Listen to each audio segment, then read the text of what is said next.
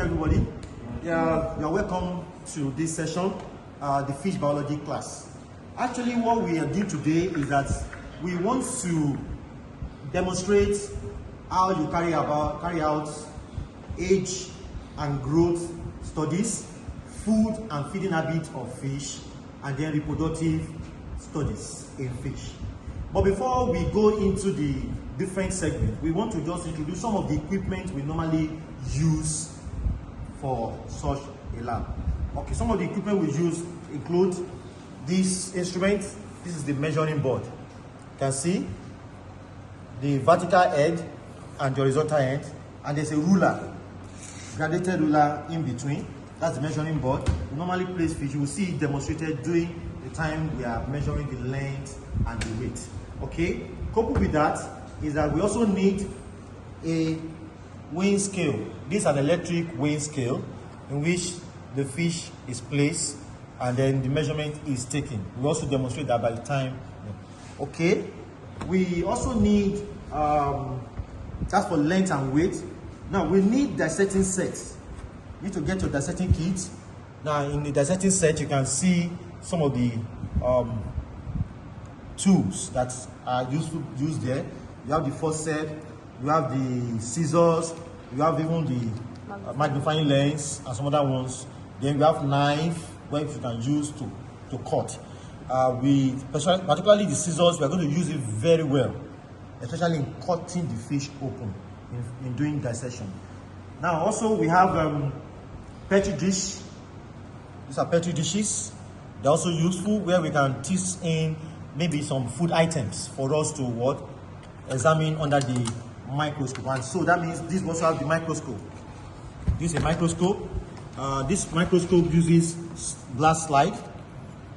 What we do with that, we will demonstrate that later. Glass slide, the food items or eggs, they are placed on the slide and inserted appropriately on the microscope, and then they are viewed under the microscope. Okay, so that will be done. But of course, we also have what we call cover slip. They are very tiny. You can see cover slip.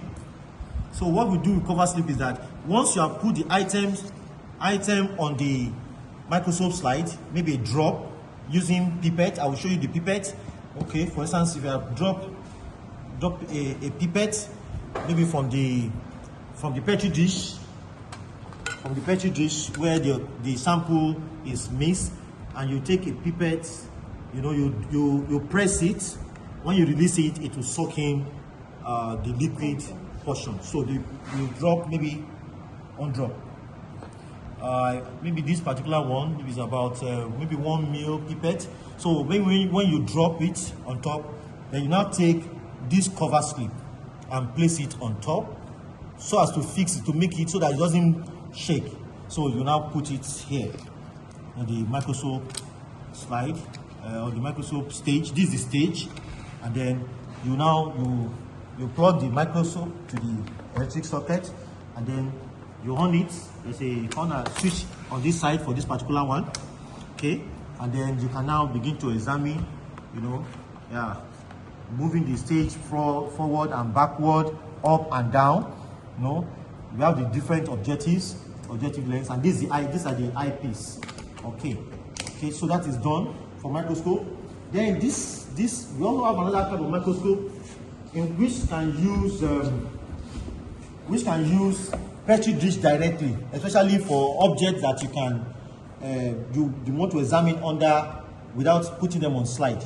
So that quantity we have mixed here, you put it on the stage of the microscope. This is a dissecting microscope, and then you can also view it as appropriate. All right, and what you do when you view it, what you record and everything, by the time we get to that stage, we'll explain that further. Okay, so that's that. Then yes, I'll show you the pipette. Then yes, you need to record. There's a need to record the values. When you say values, for instance, you have values coming from here, isn't it? Yes, sir. You have values coming from weighing scale, isn't it? Yes, sir. So now what you do, that this is a sample of a proforma, a fisheries biology proforma.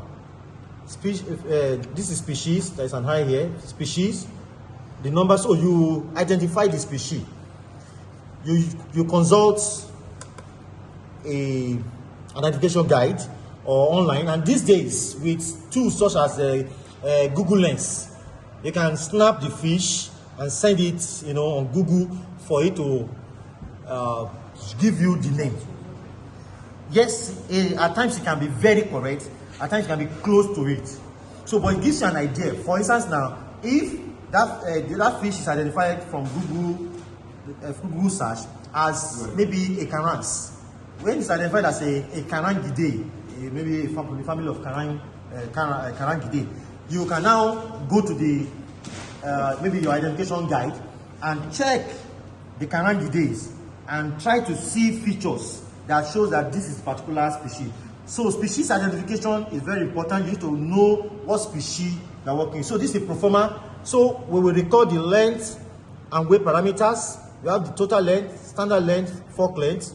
Then for the reproductive biology, we will check for the ovary, then whether ovary weight, then the sex. We also try to identify the gonad stage.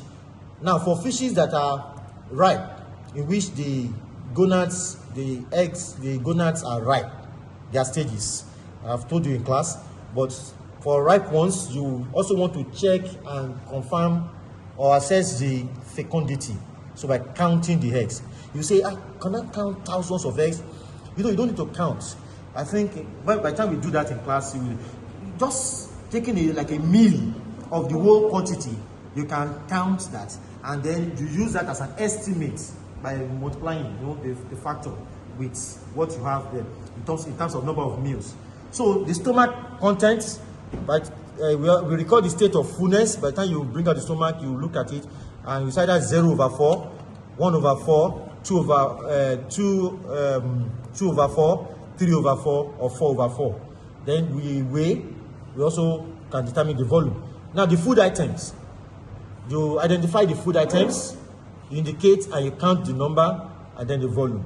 You know that this part, at the end of the day, when you want to analyze, you can use numerical method to what?